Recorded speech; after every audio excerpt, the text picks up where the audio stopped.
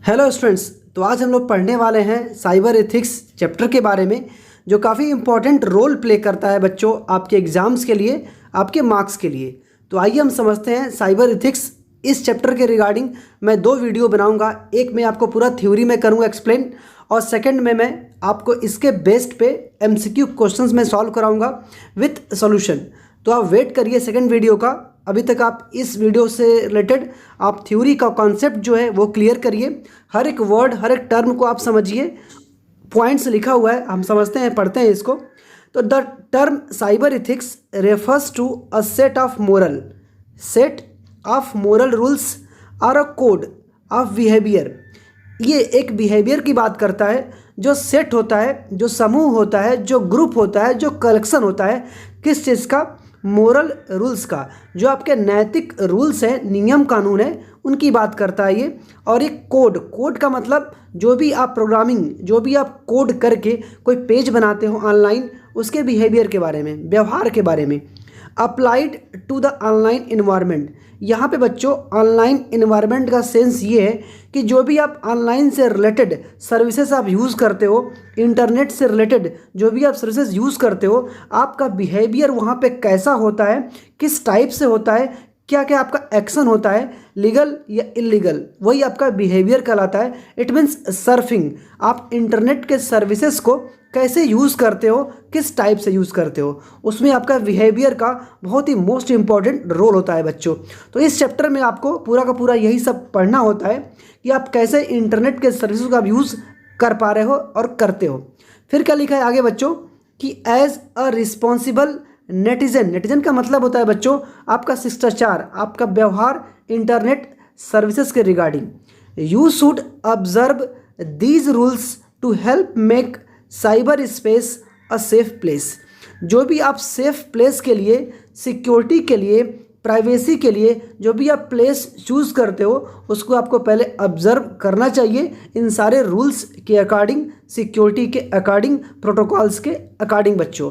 ये था इसका पूरा का पूरा पॉइंट्स। तो इसका एक लाइन में बोल सकते हैं कि इंटरनेट से रिलेटेड जो भी आप सर्विसेज यूज़ करते हो, उस पर आपका बिहेवियर कैसा होना चाहिए, उसी का स्टडी इस चैप्टर में हम लोग करते हैं बच्चों।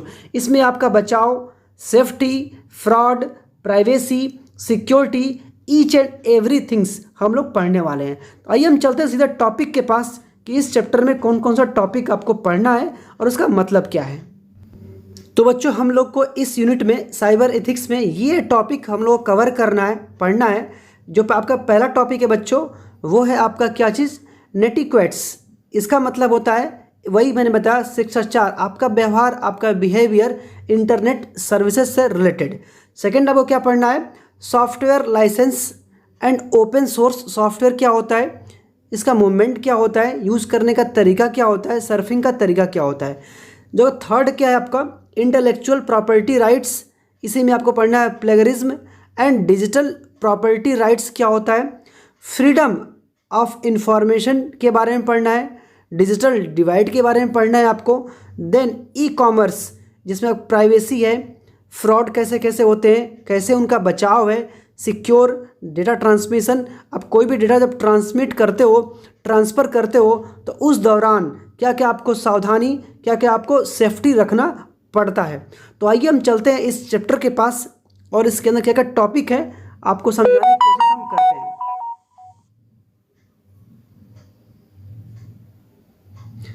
तो देखिए बच्चों, इसमें आपको सबसे पहले क्या है? एक्सप्लेनेशन नेटिक्वेट होता क्या है, मैं आपको समझा दूँ एकदम अच्छे से। देखिए ये आपका हेडिंग है। तो first of all I will explain about netiquette. क्या होता है ये? देखिए लिखा है साफ साफ एकदम कि netiquette refers to internet etiquette. It means internet etiquette का मतलब होता है बच्चों इंटरनेट के यूज़ करने का तरीका, आपका बिहेवियर, आपका व्यवहार, आपका शिष्टाचार, आपके सर्फिंग करने का तरीका। This simply means the use of good manners. Simple सी चीज़ है कि जब भी आप इंटरनेट यूज़ करते हो, आपका मैनर्स कैसा होता है, किस टाइप से होना चाहिए इन ऑनलाइन कम्युनिकेशन। आप जो भी कम्युनिकेट कर रहे हो किसी अदर पर्सन से, या चैट कर रहे हो, या ऑडियो कॉल कर रहे हो, या वीडियो कॉल कर रहे हो, कुछ भी कर रहे हो, वो एक गुड मैनर में, एक तरीके से, एक अच्छे वे में होना चाहिए बच्चों। सच एज एग्जाम्पल यहाँ पे दिया है ईमेल, इलेक्ट्रॉनिक मेल जिससे आप मेल सेंड करते हो और रिसीव करते हो। फोरम जहाँ पे ग्रुप होता है, आप किसी टॉपिक से रिलेटेड डिस्कशन करते हो। ब्लॉग होता है जहाँ पे आप कोई भी चीज़ अपना पोस्ट करते हो, इन्फॉर्मेशन शेयर करते हो, वो होता है ब्लॉग। ब्लॉग एक तरह से वेबसाइट होता है बच्चों। And social networking sites, Facebook हो गया, इंस्टाग्राम हो गया, ट्विटर हो गया, वहाँ पे आप क्या करते हो, अपने चीज़ों को आप शेयर करते हो। तो चीज़ें आप कैसा आप शेयर कर रहे हो, कैसा आप पोस्ट कर रहे हो, वो सब चीज़ इसमें आता है इंटरनेट एटिकेट में। तो इंटरनेट एटिकेट्स एक शिष्टाचार है, एक आपका बिहेवियर है, व्यवहार है कि आप सोशल मीडिया पे, आप इंटरनेट से सर्विसेज जितने प्लेटफॉर्म हैं बच्चों, वहाँ पे आप कैसा अपना बिहेवियर दिखा रहे हैं, कैसा आप चीज़ों को पोस्ट कर रहे हैं, चाहे वो पोस्ट आपका वीडियोज़ हो, ऑडियो, टेक्स्ट, इमेजेस, कुछ भी हो बच्चों, वो तरीका क्या है आपका, लीगल है कि इलीगल है। बट यहाँ पे आपको कोई भी चीज़ रूल्स फॉलो करना है वो लीगल तरीके से करना है। तो ये आपका होता है इंटरनेट एटिक्वेट। कोई आपसे पूछ दिया कि एटिक्वेट का मतलब क्या है, एटिक्वेट का मतलब क्या है, आप क्या बताओगे, शिष्टाचार, गुड मैनर, गुड बिहेवियर, आपका व्यवहार इंटरनेट सर्विसेज से रिलेटेड कैसा होना चाहिए वो इसमें पढ़ना है। आइए बात करते हैं हम लोग नेक्स्ट टॉपिक का। देखिए यहाँ पे दिया है कुछ 10 बेसिक रूल्स ऑफ नेटिक्वेट और इंटरनेट एटिक्वेट। दोनों का वर्ड मीनिंग वही है बच्चों। रूल्स क्या क्या होना चाहिए, देखिए एकदम क्लियर यहाँ पे लिखा हुआ है, मैं आपको दिखा दूँ। देखिए जब फर्स्ट पॉइंट्स की हम बात करते हैं तो यूज़ रिस्पेक्टफुल लैंग्वेज। मैंने अभी उसके बारे में बात किया आपसे कि आप इंटरनेट जब भी आप यूज़ करिए, चाहे कोई प्लेटफॉर्म हो, सोशल मीडिया का कोई प्लेटफॉर्म हो, वहाँ पे आपका जो लैंग्वेज होना चाहिए वो रेस्पेक्टफुल होना चाहिए। ठीक, आप समझ रहे हैं रेस्पेक्टफुल कैसा होता है, किससे कैसे बात करना है, चैट करना है, कम्युनिकेट करना है। सेकंड की यदि बात करें हम तो सेकंड पॉइंट्स क्या है, शेयर विथ डिस्क्रिशन। डिस्क्रिएशन इसमें क्या होता है बच्चों, आप किसी को डिससेटिस्फाइड नहीं करना है। अब देख रहे हैं अभी ना कि यूट्यूब ने क्या किया है कि जो पहले लाइक और डिसलाइक था, जो नंबर ऑफ लाइक बता रहा था और नंबर ऑफ डिसलाइक, अब यूट्यूब ने क्या किया है कि डिसलाइक तो शो कर रहा है बट डिसलाइक के नीचे जो नंबरिंग था वो अब हाइड कर दिया है। क्यों हाइड कर दिया है कि जो आगे आने वाला आगे आपके सामने जो यूट्यूबर है, जो यूट्यूब क्रिएशन है, जो बना रहा है वीडियो को, उसको दुख ना हो, उसको तकलीफ ना हो, वो डीमोटिवेट ना हो। तो इसके वजह से क्या किया है, डिसलाइक का जो नंबरिंग है उसको वहाँ से हाइड कर दिया है, हटा दिया है। क्यों हटाया है, वही मैंने बताया, आगे वाले को कोई तकलीफ, कोई हर्ट, कोई डीमोटिवेट ना हो सके। थर्ड पॉइंट की बात करें तो डोंट एक्सक्लूड अदर, मतलब किसी अदर पर्सन को अपने चैट में, अपने कम्युनिकेशन में, अपने सर्विस में इंक्लूड ना करो, एक्सक्लूड ना करो, ऐड ना करो। नेक्स्ट की बात करते हैं, चूज फ्रेंड्स वाइजली। वाइजली मतलब एक बुद्धिमानी, एक तरीके, एक तार्किक, अपने यूज़ के अकॉर्डिंग फ्रेंड्स को ऐड करो। जैसे फेसबुक होता है, लोग फेसबुक में जो अननोन पर्सन होता है उसको भी आप ऐड कर लेते हो, तो ये एक इलीगल है, आपके सेफ्टी के खिलाफ है।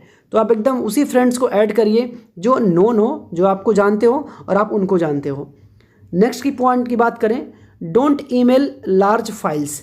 कभी आप ईमेल आईडी में ईमेल के थ्रू आप लार्ज फाइल को सेंड ना करें। यदि आपको सेंड करना भी है तो उस लार्ज फाइल को आप जिप में कन्वर्ट करो या फिर आप रार फाइल में कन्वर्ट करो। मैं नेक्स्ट वीडियो बना दूंगा कि कैसे आप बड़ी से बड़ी फाइल को जिप में कन्वर्ट करोगे, रार में कन्वर्ट करोगे। इसमें होता क्या है कन्वर्ट होने से कि उस पेज का साइज़, उस फाइल का साइज़ छोटा होता है, जिसको बोलते हैं कंप्रेस होना। नेक्स्ट की बात करते हैं, रेस्पेक्ट पीपुल्स प्राइवेसी। इसके नाम से चल रहा है पता, रेस्पेक्ट पीपुल्स मतलब लोगों की जो प्राइवेसी होती है उसका हमेशा आप रेस्पेक्ट करिए, इज्जत करिए। चलिए बात करते हैं next, fact check before reposting. Simple सा है, अब जब भी आप कोई रीपोस्ट कर रहे हो, दोबारा पोस्टिंग कर रहे हो किसी के चैट पे या किसी के पोस्टिंग पे, तो काफ़ी सोच समझ के करो। पहले चेक कर लो पोस्ट करने से पहले या रीपोस्ट करने से पहले कि जो हम कर रहे हैं वो सही है या फिर गलत है। तो बहुत सारी चीज़ें आपको ध्यान देनी होती है। आजकल सोशल मीडिया का ज़माना है बच्चों, आपको काफ़ी सावधानी से अवेयर होके, जागरूक होके चीज़ों को यूज़ करना है और टर्म को समझना है। जो भी टर्म उसमें यूज़ किया हुआ है, जो भी उसमें वर्ड यूज़ किया हुआ है, उसको आपको समझना है, देन आपको एक्शन लेना है चीज़ें यूज़ करनी है। देखिए थोड़ा सा मैं आपको और अच्छे से समझाने की कोशिश करूँ तो मैंने यहाँ पे कुछ हिंदी टर्म नोट्स यहाँ पे ऐड किया हुआ है कि नेटिकेट्स का मतलब क्या है। देखिए यहाँ पे सिंपल सा लिखा है इंटरनेट शिष्टाचार, कि इंटरनेट से आपका शिष्टाचार, आपका बिहेव कैसा है। तो देखिए मैं हिंदी में लिखा हुआ है यहाँ पे कि शिष्टाचार समाज में सही और गलत व्यवहार की व्याख्या करते हैं। ठीक इसी प्रकार बच्चों इंटरनेट पर भी उचित आचरण, वही मतलब गुड मैनर के लिए कुछ नियमों, दिशा निर्देशों का पालन किया जाता है। इन्हें नेटिक्वेट्स कहा जाता है। मैंने हिंदी वर्ड इसलिए यूज़ किया है कि आपका जो कॉन्सेप्ट है वो क्लियर हो जाए, क्योंकि जो वर्ड है नेटिकेट्स आई थिंक बहुत सारे बच्चे समझ नहीं पाते हैं, इसलिए मैंने इसमें हिंदी सेंटेंस डेफिनेशन इसमें ऐड किया हुआ है कि आप अच्छे से समझ सकें। देखिए यहाँ पे दिया है इसका पूरा नाम कि नेट एटिक्वेट अथवा इंटरनेट एटिक्वेट्स होता है। यह ऑनलाइन व्यवहार के नियमों का संकलन है, मतलब ग्रुप है, कलेक्शन है, और सभी नेटिजन्स के लिए समान रूप से लागू होता है। बिल्कुल सही बात है। आप सोशल मीडिया आप यूज़ करें, हम यूज़ करें, अमीर यूज़ करें, गरीब यूज़ करें, एवरेज का पर्सन यूज़ करे, सबके लिए वो बराबर होता है। ऐसा नहीं कि आप फ़ोटो को शेयर कर पा रहे हो तो दूसरा नहीं कर पाएगा, ऐसा नहीं है। सबके लिए इक्वल सर्विसेज है, किसी को कोई मना नहीं है, बट लीगल तरीके से, गुड मैनर से। देखिए यहाँ दिया हुआ है कि इंटरनेट भी हम इंसानों द्वारा बनाया गया है और हम इंसान ही इसका उपयोग करते हैं, जाहिर सी बात है बच्चों। इसलिए नेट लोक पर भी अनुशासन बनाए रखना हमारा सामूहिक कर्तव्य बनता है। बिल्कुल राइट है। चलिए आगे चलते हैं, ज़्यादा इसके बारे में बताने की जरूरत नहीं, आप समझदार हैं, आप समझ सकते हैं। देखिए क्या लिखा है, हम चलते हैं नेक्स्ट टॉपिक की तरफ। जो आपका नेक्स्ट टॉपिक क्या है, सॉफ्टवेयर लाइसेंस। होता क्या है कि गाइज जब भी आप कोई सॉफ्टवेयर डिज़ाइन करते हो, डेवलप करते हो, बनाते हो, तो उसके लिए ज़रूरत पड़ती है लाइसेंस का या प्रोडक्ट की का। तो क्या दे रहा है कि licence is a document that provides legally binding guidelines for the use and distribution of software. इसमें एक वर्ड यूज़ किया है लीगली, कि आप जब कोई सॉफ्टवेयर यूज़ करते हो और उसका लाइसेंस के साथ यूज़ करते हो तो क्या होता है, वो लीगली माना जाता है। यदि आप रोड पे गाड़ी चला रहे हो तो गाड़ी एक आदमी बिना लाइसेंस का चला रहा है, एक आदमी लाइसेंस के साथ चला रहा है, तो कौन लीगल तरीके से गाड़ी चला रहा है, जिसके पास लाइसेंस होता है, जो सीट बेल्ट लगाए होता है, पूरा नियम कानून का पालन करते हुए जो आदमी गाड़ी चला रहा है, ऑपरेट कर रहा है, मतलब वो लीगल है। तो वही चीज़ यहाँ पे समझा रहा है। फिर क्या बता रहा है बच्चों कि the licence also define the responsibilities of the parties entering into the licence agreement and may impose restrictions on how the software can be used. Simple सा चीज़ है कि जो भी आपको रिस्पॉन्सिबिलिटी मिलता है, लाइसेंस मिलता है, वो बताता है क्या कि आपका लाइसेंस रिलेटेड एग्रीमेंट क्या है, कैसे इसको यूज़ करना है, कहाँ पे यूज़ करना है, और जो आपको परमिशन मिला है आप सिर्फ उतना ही काम करिए। बाकी आपको कोई होता है नहीं कि सॉफ्टवेयर इंस्टॉल किया, क्रैक करने की कोशिश करता है, मतलब पायरेटेड सॉफ्टवेयर है, डुप्लीकेट सॉफ्टवेयर है, उसको आप क्रैक करने की कोशिश करते हैं। तो काफ़ी मात्रा में ये सारी चीज़ें होता है, इससे आपको हमेशा बचना चाहिए, जिससे आपका सिस्टम और सिक्योर सेफ्टी हो सकता है बच्चों। आइए चलते हैं आगे। देखिए इसमें एक वर्ड आपका जो नेक्स्ट टॉपिक है वो क्या समझा रहा है आपको, ओपन सोर्स सॉफ्टवेयर। बच्चे इसमें काफ़ी कंफ्यूज होते हैं कि आखिर में ये होता क्या है। OSS इसका फुल फॉर्म है ओपन सोर्स सॉफ्टवेयर। इसके नाम से पता चल रहा है कि ओपन मतलब एकदम खुला हुआ, फ्री, सोर्स का मतलब वो वे, तरीका, मीडियम जहाँ से हम सॉफ्टवेयर को इंस्टॉल करते हैं, डाउनलोड करते हैं, यूज़ करते हैं। Download, install and use.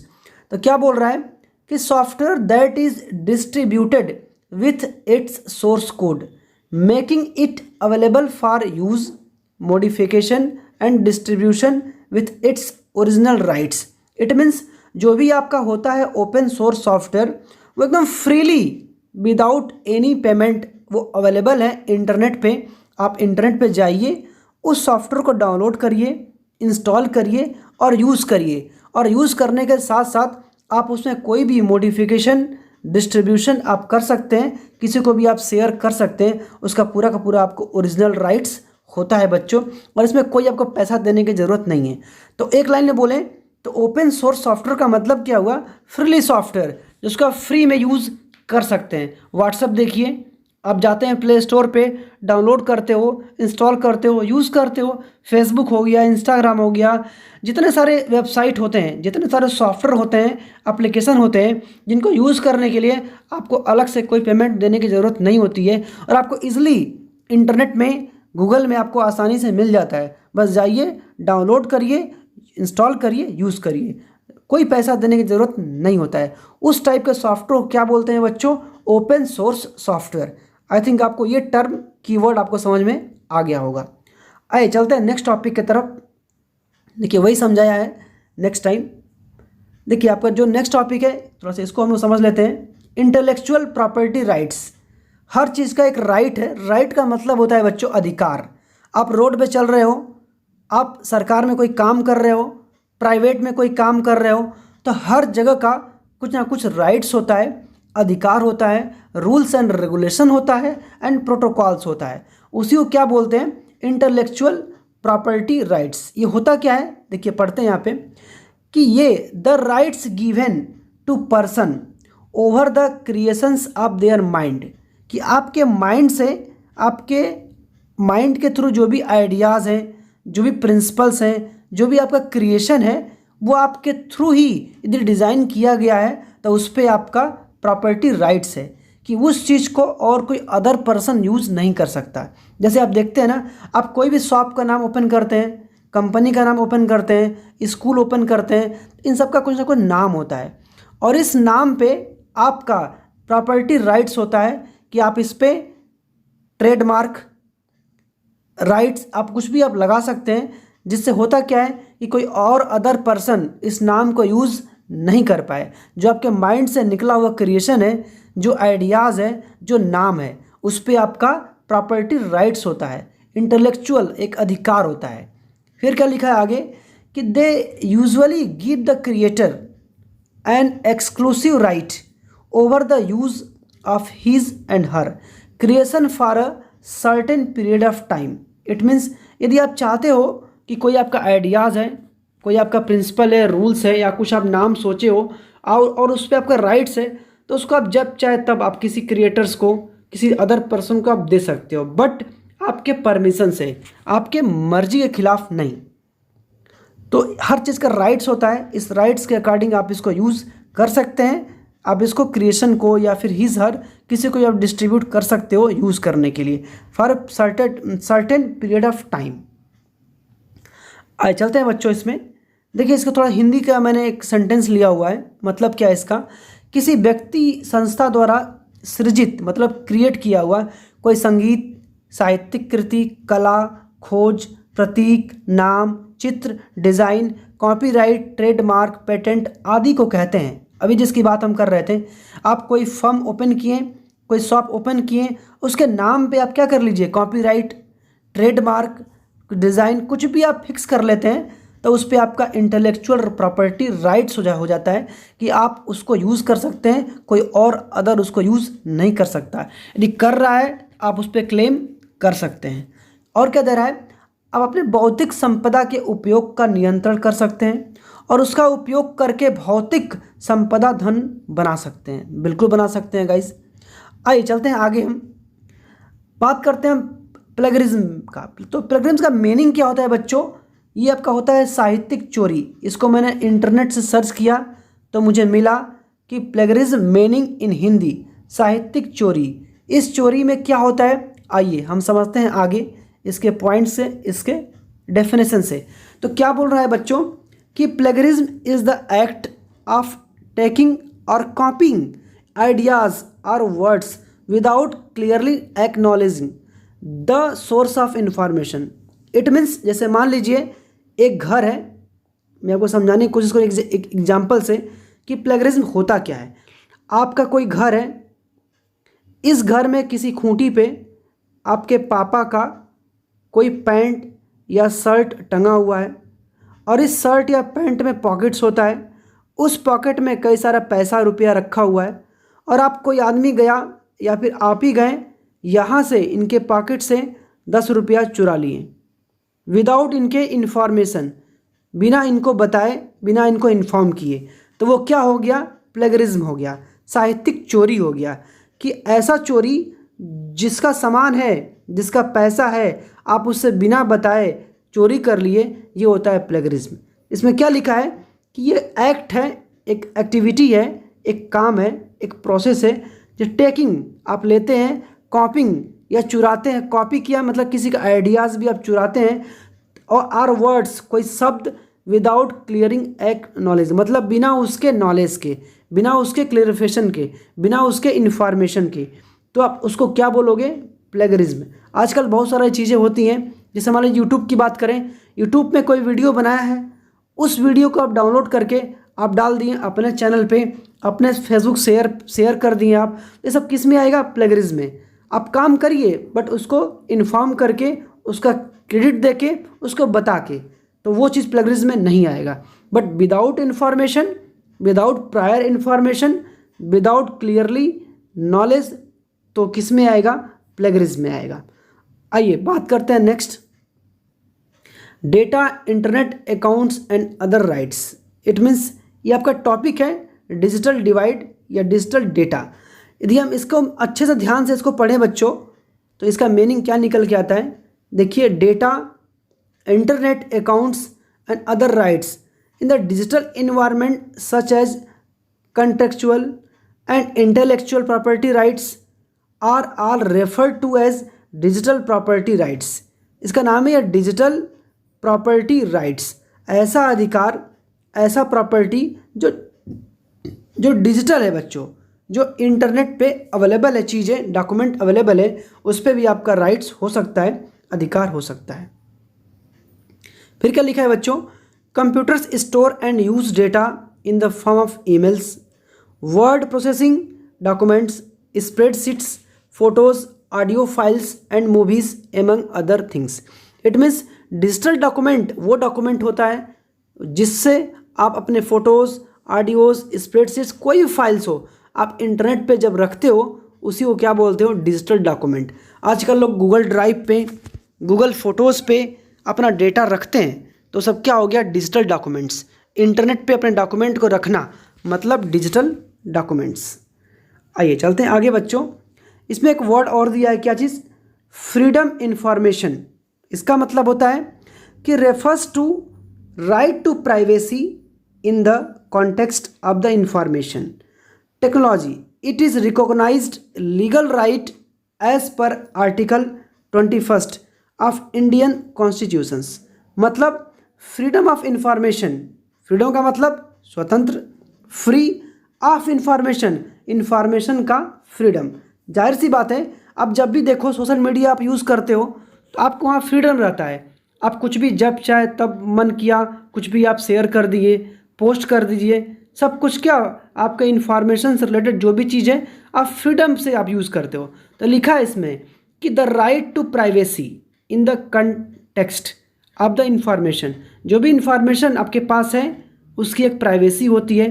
देखिए आजकल फेसबुक पे क्या आ गया, आपके प्रोफाइल पे भी प्राइवेसी आ गया कि और अदर पर्सन उसको ओपन करके उसका स्क्रीनशॉट तक भी नहीं ले सकता, उसको डाउनलोड भी नहीं कर सकता है।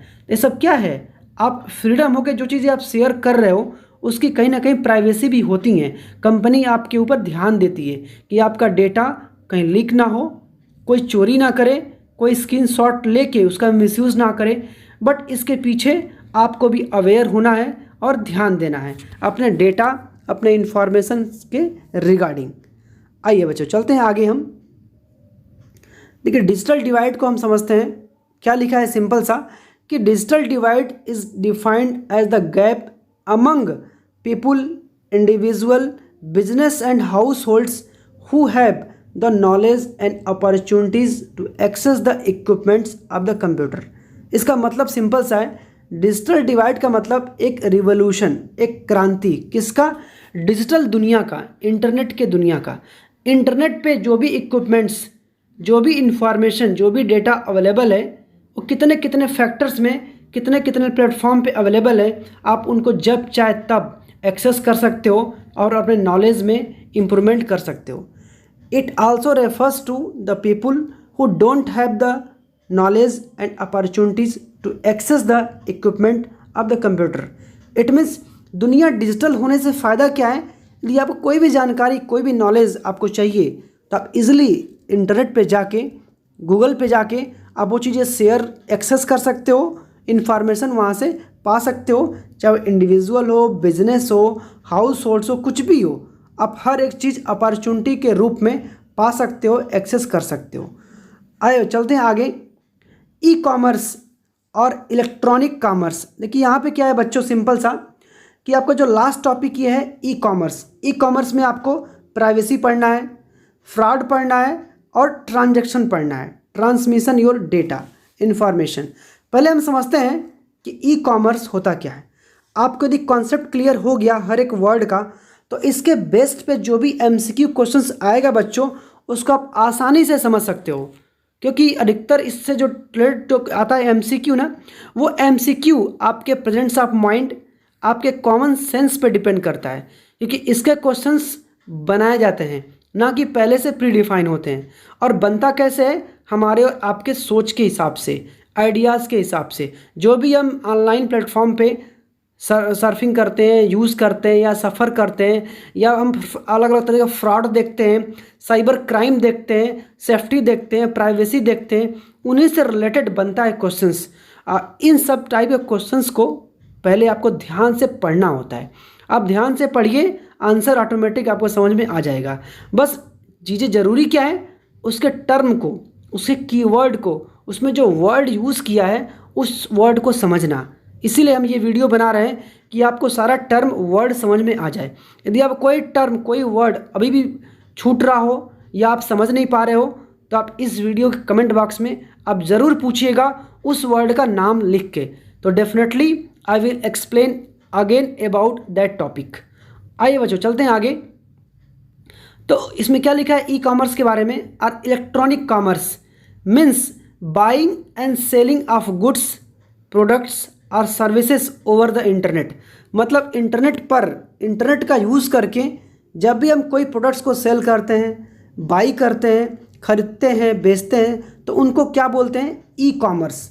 मतलब एक ट्रेड, व्यापार, ऐसा ट्रेड जो हम इंटरनेट के माध्यम से, इंटरनेट के मीडियम से, इंटरनेट के जरिए हम चीज़ों को सेल करते हैं, चाहे वो गुड्स हो, प्रोडक्ट्स हो, सर्विसेज हो, कोई भी चीज़ हो, बाइंग एंड सेलिंग करते हैं, उसको बोलते हैं ई कॉमर्स। और क्या लिखा है इसके बारे में कि e commerce is also known as electronic commerce. Electronic का मतलब, जैसे आप ईमेल आईडी पढ़े हो, ईमेल का फुल फॉर्म इलेक्ट्रॉनिक मेल। तो इलेक्ट्रॉनिक जो वर्ड जहाँ पे आ जाए तो समझ जाना है आपको इंटरनेट से रिलेटेड काम, इट मीन्स सॉफ्ट कॉपी में। तो क्या लिखा है इसमें कि these services provided online over the internet network. बिल्कुल जाहिर सी बात है। ट्रांजैक्शन ऑफ मनी, जो मनी का आप ट्रांजैक्शन करते हो वो कितना इंपॉर्टेंट होता है।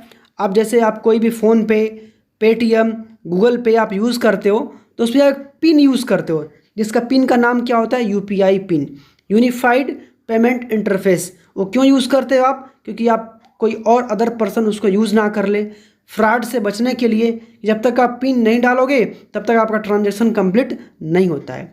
फंड्स की बात करें, data are also considered as e commerce. तो ये सब कुछ इस टॉपिक से रिलेटेड है।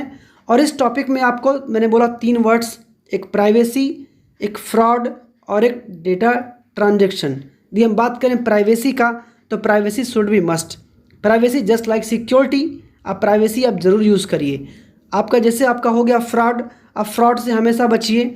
आजकल इंटरनेट से रिलेटेड बहुत सारे फ्रॉड आ गए हैं, स्कैम आ गया है, स्पैम का यूज़ करके लोग फ्रॉड करते हैं, फेक लिंक बना के लोग फ्रॉड करते हैं, कॉलिंग करके लोग फ्रॉड करते हैं, लोगों से डेबिट कार्ड का नंबर मांग के उनके साथ फ्रॉड करते हैं। आजकल ऑनलाइन फेक वेबसाइट बना के लोग फ्रॉड करते हैं। तो इन सब का बचाव का सिर्फ एक ही उपाय है बच्चों, उसका नाम है अवेयरनेस, जागरूकता। और जागरूकता आपको तभी आएगी जब उसके बारे में आप स्टडी करोगे, आपको नॉलेज होगा, आपको जानकारी होगा।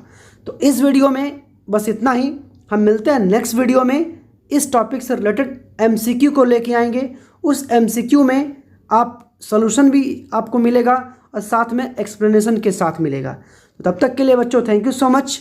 यदि इसमें कोई आपको डाउट हो तो कमेंट बॉक्स में अपना डाउट, अपनी प्रॉब्लम, अपना सवाल आप पूछ सकते हैं। Definitely I will reply. Thank you so much बच्चों, wish you all the best, best of luck.